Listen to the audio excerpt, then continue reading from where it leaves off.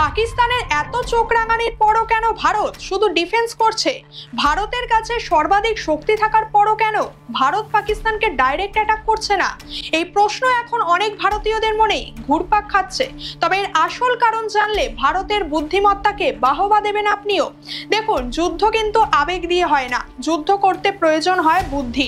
ভারত পাকিস্তানকে হাতে না মেরে ধীরে ধীরে পাতে মারারই চেষ্টা করছে, আর তার জন্যই শুরুতেই ভারত তাদের কূটনৈতিক বুদ্ধিমত্তাকে কাজে লাগিয়েছিল।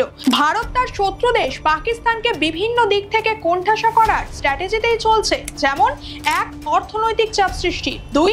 সঠিক সময়ের অপেক্ষা, 3. ভিতর থেকে ভাঙন, 4. ভিতর থেকেই আক্রমণ। যদিও কোনো দেশের জন্যই যুদ্ধ কাম্য নয়, এতে সাধারণ মানুষেরই ক্ষতি হয় বেশি। তবে যদি শত্রুপক্ষ নিরীহদের প্রাণ নিতে আসে, তাহলে শত্রুর বীজদাঁত কিভাবে ভাঙতে হয় তা ভারত জানে।